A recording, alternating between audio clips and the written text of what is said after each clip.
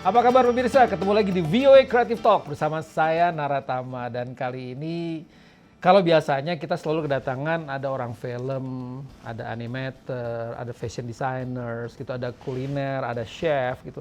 Ini menarik nih, yang datang nih presenter, Bu. Kita ketemu dengan Viko. Halo Mas. Apa kabar Viko? Nah, Tos. di Indo harusnya tos gini. Di Indo tos ya? Masih tos. Tos. Okay.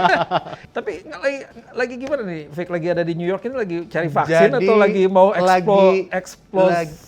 Kangen sebenarnya kangen Mas. ya? Kangen. Back to New York ya? Back to New York. Jadi kan 5 tahun berselang ya kan dengan kegiatan dan aktivitas yang baru sekarang di Bali, Jakarta Bali. Lumayan agak susah untuk traveling sampai akhirnya apply lagi, dapat lagi visa 5 tahun. Ya udah berangkat deh. Tujuan pertama ini setelah bukan setelah juga lagi pandemi ini, ya berarti 5 tahun baru balik lagi ke sini.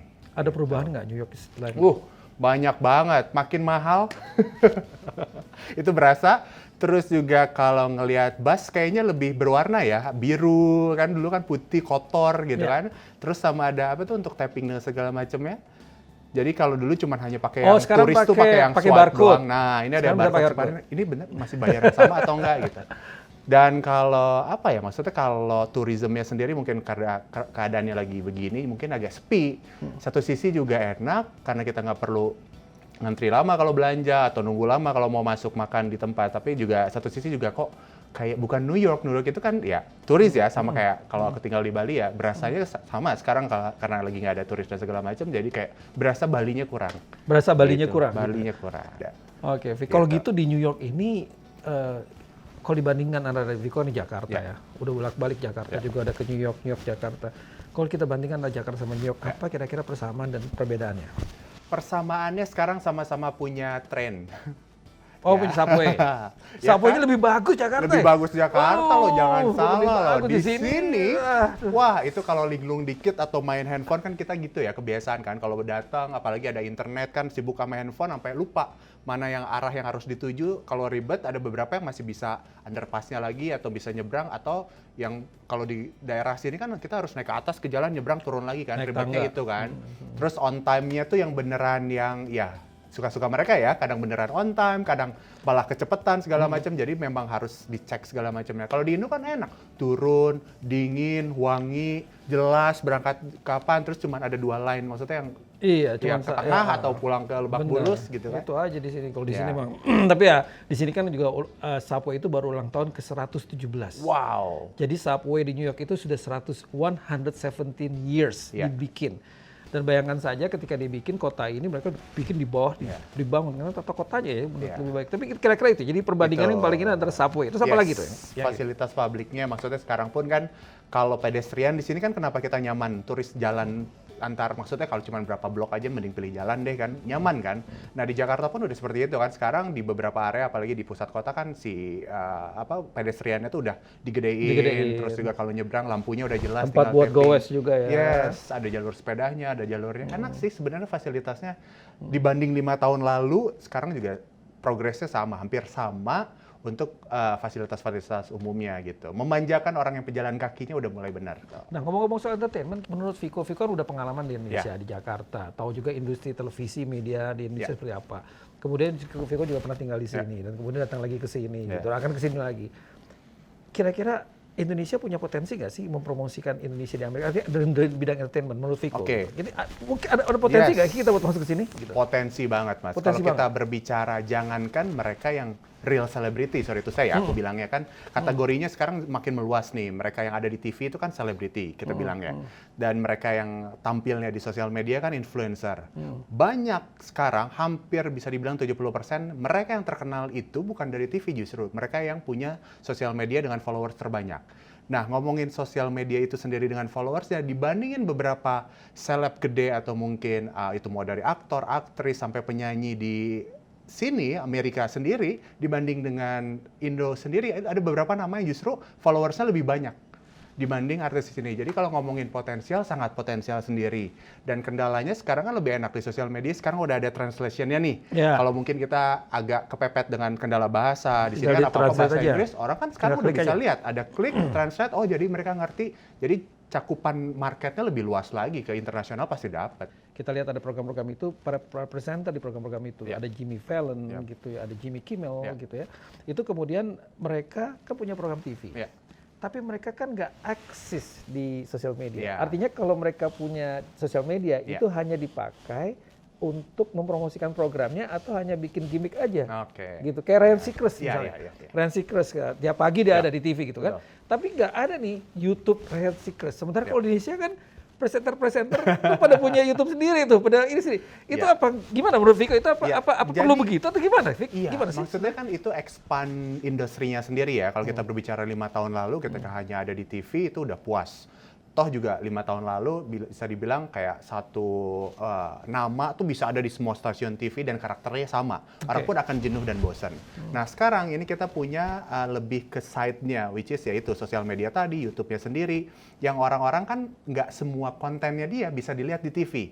Contoh, kalau dia show TV kan pakai jas, rapi, bawaannya misal acara musik atau acara show dan segala macam, tipikalnya sama Mas. Tapi ketika YouTube kan kita nggak pernah lihat dia bangun tidur seperti apa. Lebih personal ya? Yes, dia interact sama keluarganya seperti apa, dengan fans-fansnya seperti apa. Nah, justru penonton itu kan mereka juga mau ngelihat bahwa ya he's human juga gitu. Dia tuh masih orang yang sebenarnya sebenarnya karakternya seperti ini, walaupun beberapa yang kesehariannya ya nggak semuanya itu real, bisa dibilang konten ya. Balik lagi, ada penontonnya, kenapa enggak? Let's say dari 10 presenter ini 9 tuh acting. Sorry itu saya. Wait. 10 presenter, yes. 9 itu acting. Acting. What do you mean?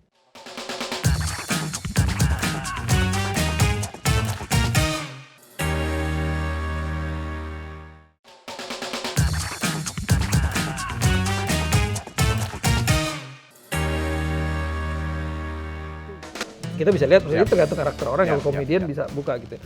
Tapi kalau kayak begini kan ada perbedaan nih antara followers yang ada di YouTube di Amerika dengan followers, bukan hanya YouTube ya, tapi Instagram. Misalnya sekarang, saya pernah lihat kalau nggak salah Instagramnya BTS, itu kan 50-60 juta sekian. Tapi Instagramnya follower selebriti Indonesia itu bisa lebih banyak dari BTS, bisa sampai 60-70. Itu gimana menurut Viko? Pandangan Viko sebagai orang yang berkembang di dunia entertainment. Iya, maksudnya ya balik lagi, berarti kalau makin banyak followersnya berarti ya mereka kan disukai dalam segala hal. Meskipun trennya belakangan ini kan bad news is a good news gitu kan. Kalau makin ada bukan prestasi yang justru naik beritanya, kebaliknya itu kan memang marketnya masih seperti itu. Jadi kalau ada dramanya di situ atau mungkin ada ya trik-intrik yang mungkin sebenarnya itu berita kurang baik, justru malah orang makin penasaran kan. Dan sementara kalau ngelihat di sana kan ya sekarang kan UU ITE pun udah ada, cuman tetap masih belum bisa ngontrol orang banyak kan. Karena kayak balik lagi, kalau dulu kita tarik mundur ketika Instagram hanya di platform iPhone, itu kan kelihatan kelas orang yang punya iPhone sama yang kelas punya Android kan nggak akan mungkin komen yang sama. Nah sekarang kan nggak bisa lagi seperti itu karena intinya udah materialistis kan. Nah ketika semuanya orang sudah jump to sosial media, ya mereka kan seenaknya ya memang nggak ada sekolahnya. Benar. Nah jadi kadang-kadang mereka nggak ngerti, hanya ngikutin teman, oh follow siapa, follow oke, gue follow juga deh. Gitu ya. Nggak semuanya pun mereka yang follow pasti ngikutin keseharian. Ketika mereka hanya ngelihat satu yang jelek, di situ mereka yang mulai start komennya itu ya ganggunya yang harus dijelasin lagi, nggak bosan-bosannya. Dan apa ya, balik lagi ya, kadang-kadang nggak semua, ya balik lagi, orang yang berada di sosial media dengan followers banyak itu siap secara personal. Benar, nggak bisa dibahas semua. Tapi Vic gini, Vic, Vico kan udah ngalamin menjadi presenter televisi entertainment itu kan dari zaman sebelum sosial media seperti sekarang ini. 2008. Berarti itu kan belum zaman Instagram gitu ya. Facebook baru mulai ya. Facebook pun bukan untuk personal exposure, ya? personal. Exposure ya, gitu. Cari teman, edit orang yang nggak jelas kan eranya seperti itu. Atau connect dulu kan di Indo belum kenal LinkedIn. Jadi kalau untuk nyari kerjaan, terus untuk nyimpan, oke, this is alumni pernah sekolah di mana, untuk nyari search-nya kan paling gampang platform yang itu kan gitu. Jadi masih awal sekali 2008. Ini sekarang 2002, udah lebih dari tahun 2020 lebih gitu ya.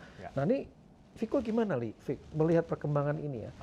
Nah dari istilahnya gitu ya, dari TV yang menjadi main media, kemudian sekarang berkembang gitu, kemudian sekarang yang menentukan apa yang ditonton itu adalah penontonnya, bukan TV lagi. TV juga harus berjibaku. berkompetisi dengan sosial media sebagai presenter. Oke. Kan ada yang hilang juga nih, tiba-tiba Viko ada terus nih, gimana? Ya, jadi gimana? Apa tipsnya? Tipsnya apa tuh kira-kira? Tipsnya ya balik lagi ke personality sih Mas, gitu kan. Kadang-kadang ada yang orang memang jadi dirinya sendiri ketika on kamera atau di luar kamera kan. Oke, berarti yang pertama, ini penting banget nih buat teman-teman semua. Yang pertama adalah personality. Personality. Kadang-kadang orang tuh banyak dari sekian, let's say dari 10 presenter ini 9 tuh acting. Sorry itu saya. Wait. 10 presenter, Yes. 9 itu acting. Acting. What do you mean? Oke, contoh infotainment. Oke. Ya kan, infotainment ya kita harus bawainnya ceria, kecuali ada berita duka dan segala macam. Iya. Kan nggak setiap orang punya bisa open minded atau open bisa dibilang bisa sesantai itu. Ada orang yang kaku, tipenya. Ada orang yang pemalu, ada yang diam. Ketika kita ngobrol di luar kamera kan dia diam, nggak bisa diajak ngobrol, nggak cair. Sementara ya Viko personal dari dulu memang sebelum zaman radio pun, I love to just say hi sama tiap orang aja gitu, say hi, ngobrol segala macam. Jadi basicnya ya benar harus jadi diri sendiri, karena yang udah-udah ketika karakternya bukan seperti itu, dia paksakan di situ. Contoh deh, nggak semua orang bisa jadi komentator bola. Iya, benar. Ya kan? Walaupun Gitu. dia punya pengetahuan bola, walaupun dia ngerti sepak bola, tapi belum tentu bisa jadi komentator. Tentu. Sama seperti presenter manapun apapun. Ya kan, kalau dia, let's say lah banyak sekarang eranya ketika dia bagus ngocehnya di sosial media. Begitu suruh casting itu kan tahap awal ya, sebelum ada di TV. Itu kan prosesnya panjang. Ketika casting tuh kita udah bisa kelihatan, oh ini yang, Betul. ya. Jadi Gitu. kuncian itu personality-nya Personality-nya personality dulu. orangnya. Yes. Yang kedua ya balik lagi, maksudnya memang sekarang apalagi aku pribadi kan di infotainment ya. 5 tahun lalu, jangankan 5 tahun lalu Mas, setelah 2008 ke 2009 itu eranya kan udah makin cepat. Apa-apa sosial media orang tahu beritanya sosial media. Lebih cepat lewat handphone daripada TV ya? TV kan, kalaupun TV, beberapa TV beritanya hampir sama, beda jam aja yang tayang kan, hampir sama. Kemasannya sama. Nah ini balik lagi karena tadi personality-nya kan orang itu kan unik kan, tiap orang nggak sama. Ketika kita punya personality jadi diri sendiri, jadi ketika kita bawain berita pun itu pasti ada angle-angle yang orang, wow, ini Viko banget nih. Berarti ini pas Nara banget nih. Nah, berarti how to present ya. Jadi pertama personality, kemudian how you present it ya. Walaupun beritanya sama. Iya. Angle-angle. Itu penting ya? Penting banget. Contoh kayak berita ada soal divorce segala macam. Orang kan angle-nya cuma dari ada yang selingkuh nih, selingkuh. Well, kalau kita cari di yang lainnya mungkin memang udah lama nggak cocok, nggak punya anak. Banyak angle yang harus diulik gitu kan. Kalau platform itu jadinya kita kayak jadi yang dari meluas jadi menyempit kan. Nah sementara kalau personal itu kan kita malah jadi meluas. Itu ya banyak angle dari A, B, C, banyak yang bisa diulik. Nah itu ya jam terbang balik lagi, nggak semuanya. Makanya kan ya itu host lama sama host instan kan ya cepat naik, cepat turun, tetap ada di situ, tetap diingat. Itu yang susah, yang menjaga itu yang lebih susah. Orang sering bertanya, pendidikan penting nggak sih? Ada kan sekolah-sekolah MC yang kemudian orang di sekolah MC udah setahun 2 tahun kemudian jadi MC radio tapi nggak jadi JMC juga.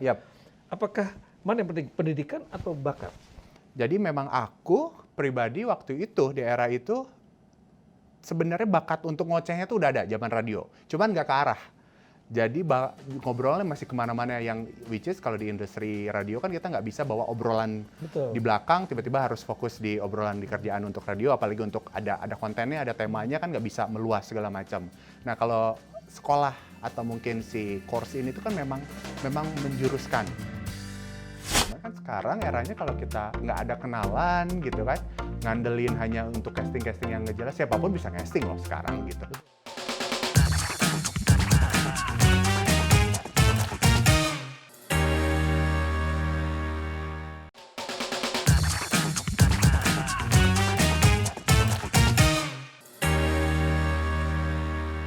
Tetap personality itu penting ya. Nah itu gimana? Jadi pengen penasaran nih. Membangun personality itu gimana? Harus pure ya? Atau harus pure, jadi diri sendiri. Maksudnya kadang. Jadi bukan acting tadi. Makanya jangan 9 tadi, jangan 9 acting tadi. Kadang balik lagi ke culture kita kan. Di kita tuh kan ya namanya Indonesia kan ini terkenal dengan ramah tamahnya, senyumnya segala macam. Agak susah diterima ketika orang ini punya banyak energi, menggebu-gebu. Contoh ketika dia host dia tuh kayak yang orang habis lari gitu Mas kan. Nggak semua orang bisa nerima itu. Bahkan orang kebanyakan akan menilai, nih host nih sombong banget nih ngomongnya Inggrisan mulu. Loh, sebenarnya kan balik lagi, marketnya berarti bukan mereka. Dia harus tahu marketnya yang mana. Contoh ada beberapa nama, kalau kita ingat di era aku, zaman itu waktu itu ada VJ Daniel. Yes, Daniel Mananta. Itu kan eranya memang dia musik kan. Musik MTV, sementara MTV. lagu-lagu saat itu yang di-present semuanya mau dari artis, mau judul lagu itu kan emang luar semua. Pronunciation-nya at least harus bener.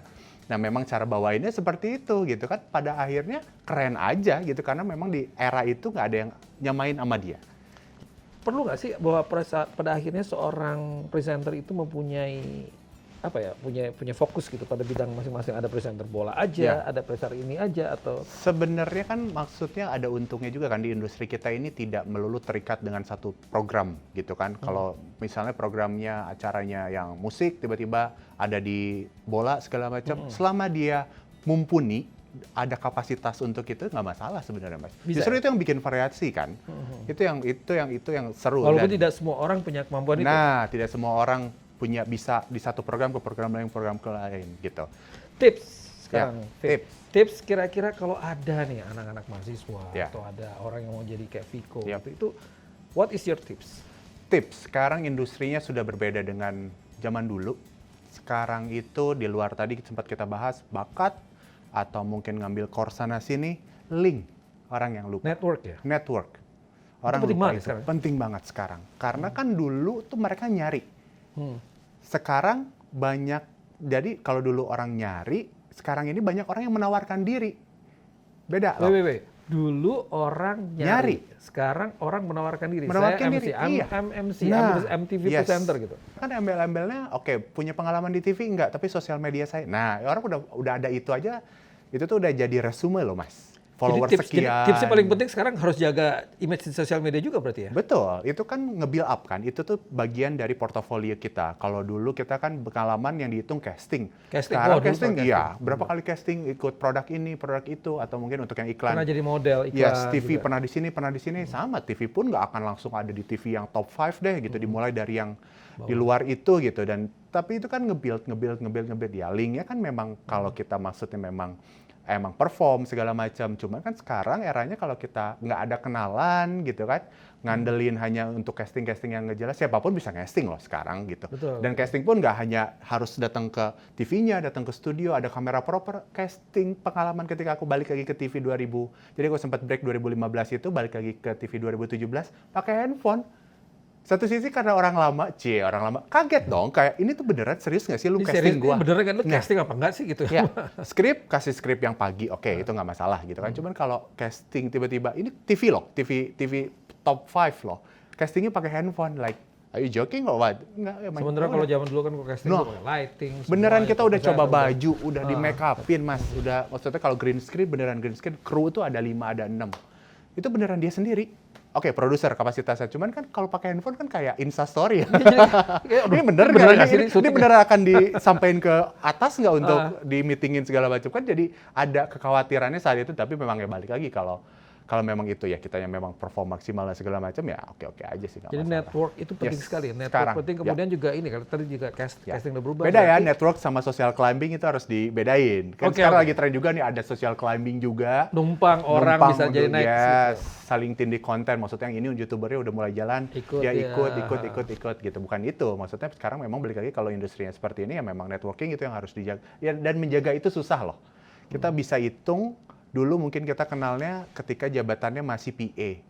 Ya, sekarang udah kreatif. Sekarang udah secepat itu, Mas. Artinya juga jangan sembarangan sama orang gitu ya. Betul. Kita nggak tahu dia besok hari ini PA, hari ini admin, besok jadi direktur TV, kita nggak tahu. Kita muter. Jadi klien kita ya. Betul. Gitu. Sama-sama, thank you banget buat waktunya ini udah diundang main-main ke sini. Harusnya nggak ngantor, jadi ngantor. Oke, Viko, thank you banget udah mampir di Creative Talk. Mudah-mudahan nanti akan bisa menginspirasi teman-teman semua, menginspirasi kita semua, dan kita juga bisa belajar langsung dari Viko. Dan teman-teman semua bisa nonton di stasiun televisi ini, tapi juga program ini akan ada di YouTube. Jadi ini open to public, everyone you can learn from Viko. Kalau nggak inget, tinggal di rerun lagi di YouTube. Diulang-ulang. Kalau mau ikut follow Viko bisa ya? Boleh, Instagram di Viko. Viko. VICKO. Oke. Alright guys, thank you banget. Sampai ketemu lagi di VOA Creative Talk episode perdana dengan tamu yang lain. Thank you Viko. Sama-sama Mas, tos lagi. Alright.